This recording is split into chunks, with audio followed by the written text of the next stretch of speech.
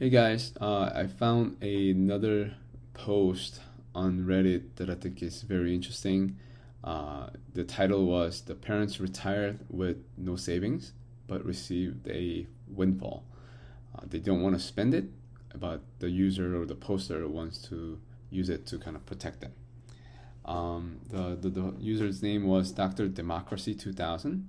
The backstory of it is the parents, he has parents, mother and father, at the age of 65 and 72.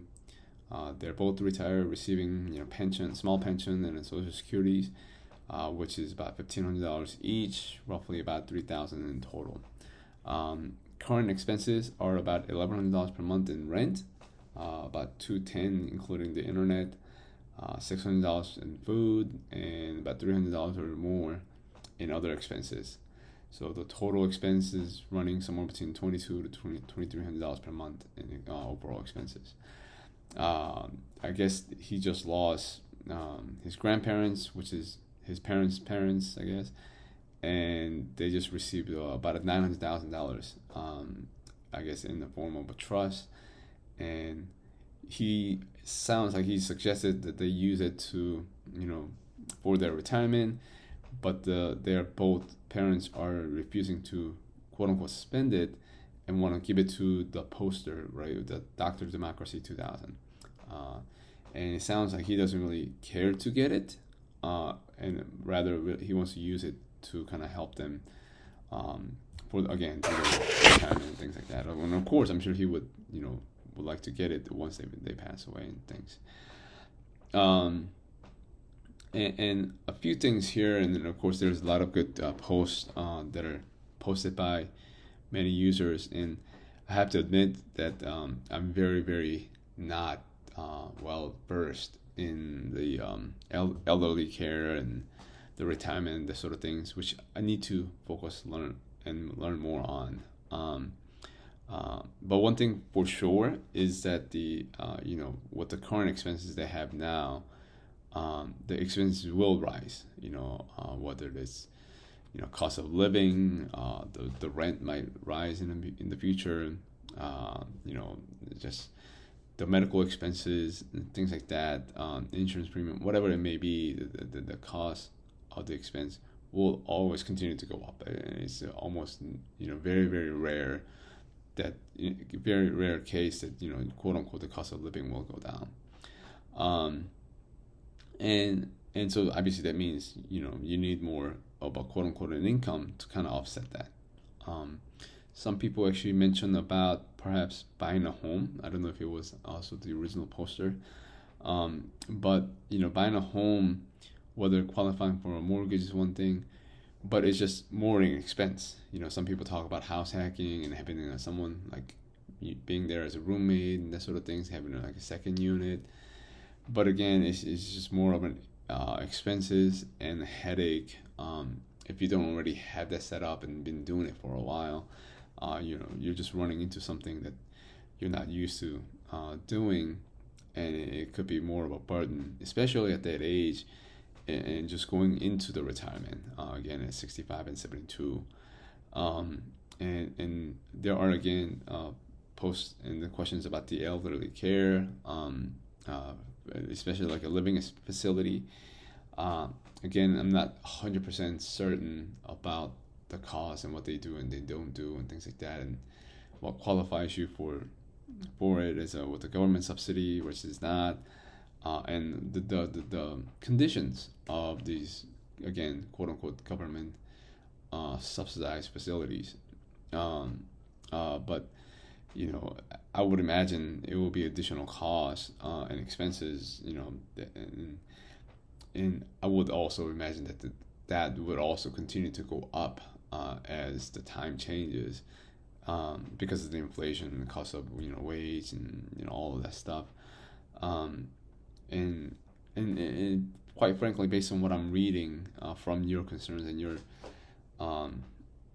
post, I'm not sure it would be very convincing or easy to convince your parents to go into that sort of kind of quote unquote facilities unless they're having some major health issues or mental issues or things like that, which again, it was a different topic, different all of it all.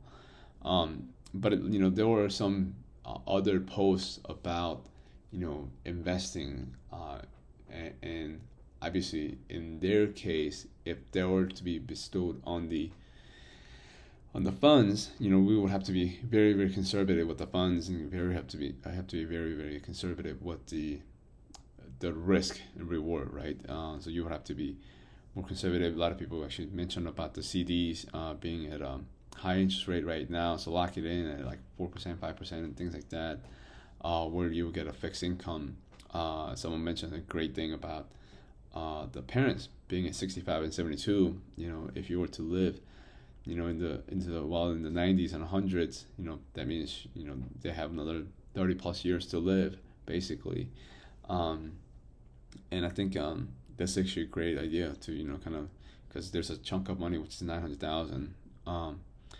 But also too, I think it might be better, if you, since you have control of it, if you could maybe use that to invest it yourself for the long term, where you could maybe put it into a little bit more of a riskier investment, if that makes sense. Maybe like into the index or ETFs or something like that, where you can get possibly a more in return, like 6%, where you could get, or maybe 4%, where you can use it as a 4% rule, where you can use 900,000 at 4% is 36,000 a year.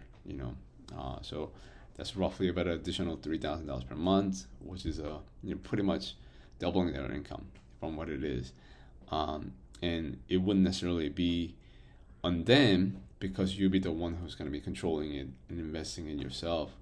And what the quote unquote the income that's being generated from it, or the withdrawals you're going to get from it, you're going to be able to kind of take that and then give it to them as a source of income, which of course there's going to be a different tax complication and that sort of things. But if they get it, maybe pass it on to you, there's going to be additional tax. So I just don't know, but I would think, I'm not a tax professional by any means, but I would think it'd be easier, quote unquote, for you to kind of take that as and say, hey, you know what, I'm going to use this actually $900,000 as an investment for myself to kind of grow your net worth and nest eggs. But in the meantime, at the same time, you can actually kind of turn around and give the earnings or dividends or whatever it may be, growth, back to them as a sort of like an allowance type of thing, so that maybe they can just use it as freely as needed to be. And it sounds like they're not gonna use any of that stuff anyway, but I know there's gonna be consequences of the expenses rising, and so hopefully that will help kind of solve problems for both ways. But as far as the housing and stuff like that is concerned, I would think having the less responsibility would be better, easier for them, just because again, in the ages of 60s and 70s, either you take care of them and with the things that they own, or they would have to take care of it themselves, and it's going to be very, very difficult for either of you, since you're working the full time, and since they're at their age where it's not going to be very easy for them to kind of hire contractors and do this and do that, and so it's just going to be more difficult. Whereas if they lived in a rental as long as they can, as they need to be, or they could, again, that at least all of that is taken care of by the landlord. Of course, there's always a risk of that rent going up, but again, with the additional income and things like that, I think you'll be able to kind of be all right with that. And then you mentioned about possibly purchasing a house with you and your wife, to kind of have like an in-law suite where they can actually come and stay, which is hopefully you'll be able to kind of achieve that soon as well. Hope this helps. Hopefully the insight I gave doesn't sound like it was actually any more than some of the other comments that were given, but again, I think the best thing here is always, in my opinion, having more in income is always more necessary, just because again the condition of the inflation and the cost of living is always going up. So, all right, thank you.